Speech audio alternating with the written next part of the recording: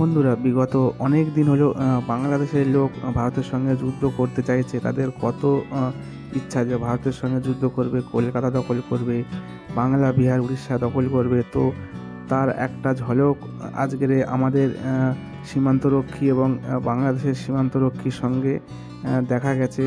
হয়েছিল যে আমাদের সীমান্তে এবং বাংলাদেশের সীমান্তের মধ্যে যেখানে কাঁটা তার নেই, সেই অঞ্চলে কাঁটা তার দিয়ে ঘেরা নিয়েই সমস্যাটা বেড়েছিল। তো আপনারা একটু ভিডিওটা দেখুন, তারপরে আমি কিছু বলবো।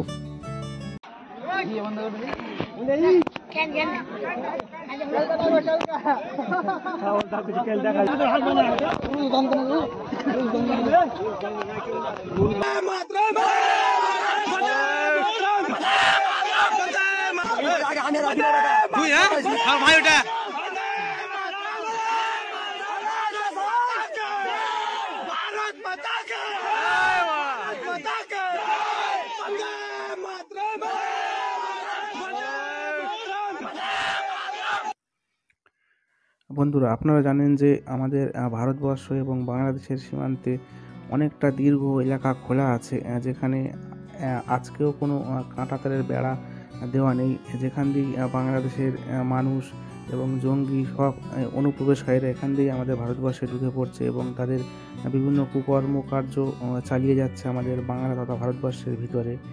তো ভারত সরকারের নেতৃত্বে এই যে খালি অংশগুলো আছে সেখানে কাঁটাতার দেওয়ার ব্যবস্থা করা হয়েছিল। আজ তো সেখানেই একটু ঝামেলা শুরু হয়েছে। আমাদের বিএসএফ কাঁটাতার দিয়ে ঘেরার জন্য কাজ শুরু করেছিল, তখন বাংলাদেশের বর্ডার সিকিউরিটি তারা এসে বাধা দেয় এবং তাদের সঙ্গে বাংলাদেশের কিছু ক্ষিপ্ত জনতা এসেও আমাদের ভারতের বিএসএফকে বাধা দেয়।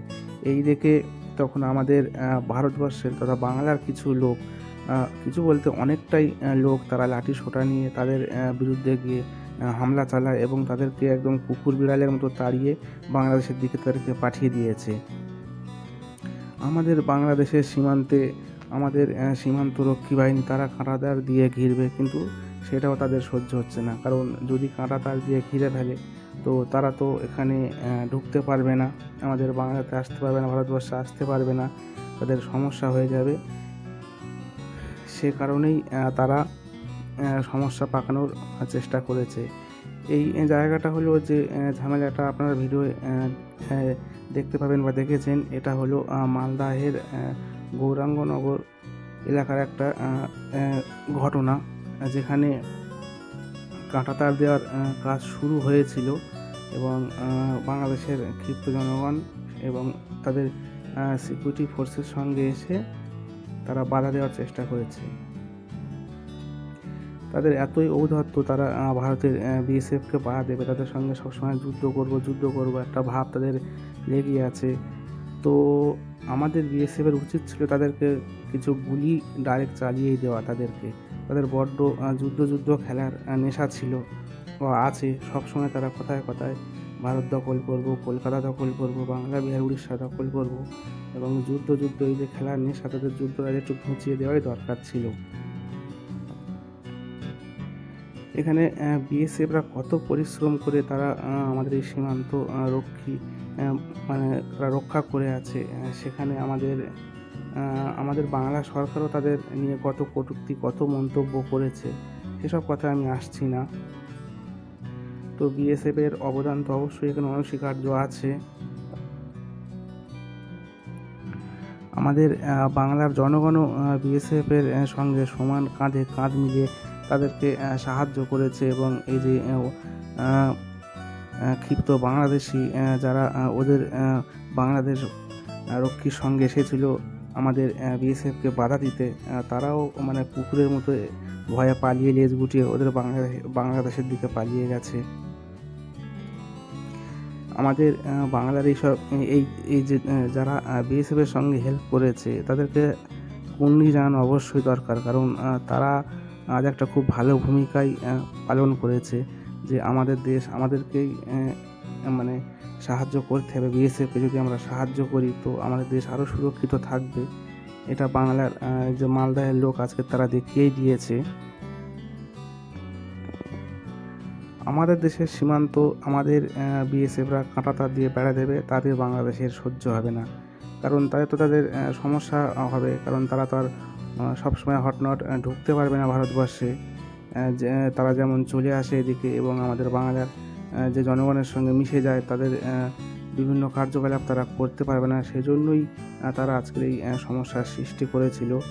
এখানে বাংলাদেশের যে ওদের যে বর্ডার সিকিউরিটি, ওদের বিজিবি, ওদের দাবি নাকি যেখানে কাঁটাতার দেওয়া হচ্ছিল সেই কাঁটাতারের জায়গাটা নাকি বাংলাদেশের আন্ডারে।